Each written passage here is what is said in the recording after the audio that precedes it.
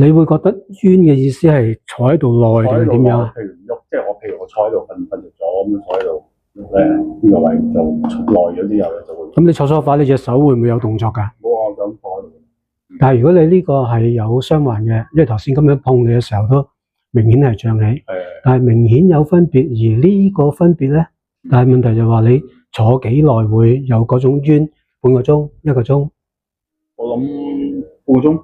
半個鐘度，咁其實你會咁樣拉下，你會覺得咦舒服啲喎。咁除咗你要拉下之外咧，我有健身嘅，負重就唔係咁啱喎。即係你要去鬆嘅啱，但係你做負重，即係健身你應該係做負重運動啦。咁你負重運動就對呢啲咁嘅傷患就唔係咁啱。等於衣服咁樣咧，成日挑住佢。咁佢會成咗形態啊嘛。個解釋就係咁啦。咁呢個形態就係你個軟組織會出現黏連。時間再長啲嘅就會有呢個所謂嘅鈣化。唔夠柔軟，簡單啲講句。咁你啲血氣運行差啲嘅，咁你咪會有反應咯。即係你個所謂叫唔舒服啊、酸啊、扯住啊，咪會咁樣出咗嚟咯。答唔答到呢個問題？明啊？好。而家我用筋膜槍鬆鬆你個背肌先啊。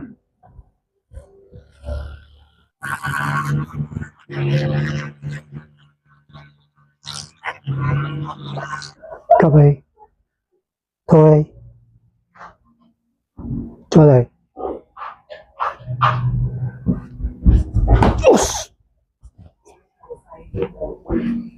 響聲痛唔痛？你自己咩手摸啊？你自己嘅感覺啊？好咗好多，停咗。有時候咧，我哋睇個病症咧，唔好淨係認定你個點位喺呢度，你認定全部都係佢嘅關係。我哋鎖骨就咁樣擔上嚟你個肩關節度，但係你個肩關節就會連住你嘅背肌，你個背肌就會同你個背部嘅即係骨架個關聯性喺呢度。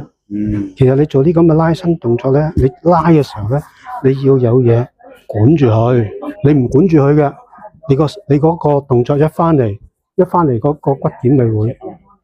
有咩可以？係扎嘅咋，唔係你用唔到西醫嘅方法，呢個叫做捆紮術，捆紮嘅方法。咩捆啊？捆紮，捆住即係綁住咁解。負重運動咧就真係唔好制，即係等於一個簡單動作，你隻手係咁嘅，呢個位咧佢就唔會變，但係當你咁嘅時候咧，呢個位會變。但係最大問題就係如果你負咗重嘅咧，呢個位會變咧，呢個動作向外展咧就會拉多咗。但係內收嘅時候，你冇嘢逼住佢咧，佢就會向前褪。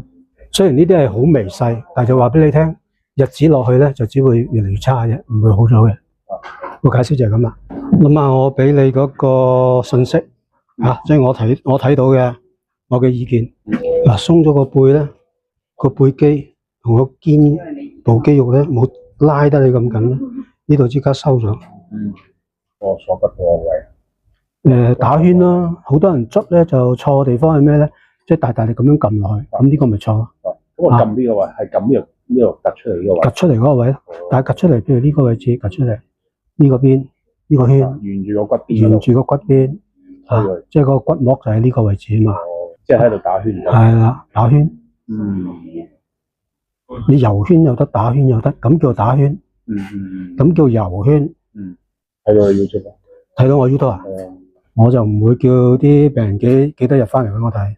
但係有啲乜嘢你要注意啊？咩應該做唔應該做咧？嗰啲你做足嘅話咧，你就睇少好多醫生噶啦。就有人介紹你，鋪咗你就拎出嚟，跟住你片嘅喺度睇到。好多網站都有我蹤影，但係呢啲全部都唔係我自己擺上去，都係我啲病人擺上去。痛唔痛啊？少少。同你平時嘅痛嗰種感覺咧？好啲嘅。而家你咁大力撳落去就有咯。好，而家我就處理你嗰個關節位啊。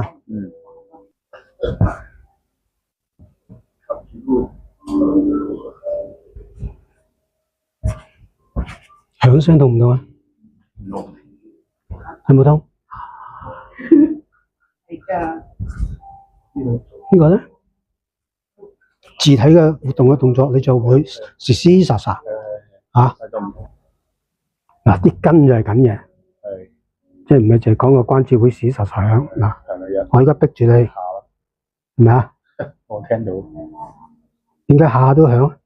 即係人嘅關節會響咧，呢個正常嘅，但係就唔應該下下都響，下下都響嘅咧，呢啲病態嚟嘅。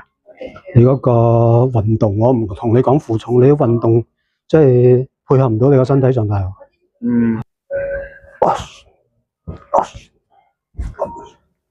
只要喐下隻手，即係關節裡面嗰種摩擦感啊，太強，呢個唔好咯，因為容易產生炎症啊。呢個摩擦唔係淨係講聲響，即係去到一定程度嘅時候，會唔會有機會肩關節發炎？嗱，你個頸椎就明顯啲啦，逼得緊得滯。好，再嚟個，好，再嚟個。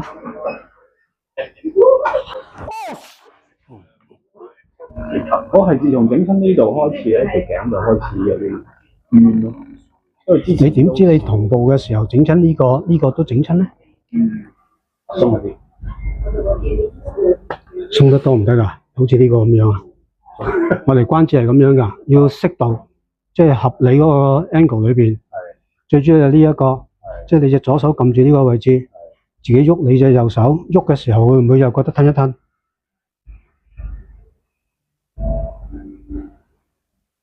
褪嘅就已經證明我俾你個方向啱啦，即係你會因為咁樣鬆，個鎖骨頭會鬆。你唔逼住佢嘅話，俾你唔痛都冇用啊！日子有功上咗年齡嘅時候咧，呢啲咁嘅關節病咧就會出嚟。即係做個紮帶，即係訂做個帶，即係等於嗰個所謂叫寒背帶個原理上一樣。但係呢個紮最大問題係咩？咁樣啊？係嘛？嗱，呢個最大問題啦。涼風天都還好，冬天都還好，夏天你點可能？好，可以。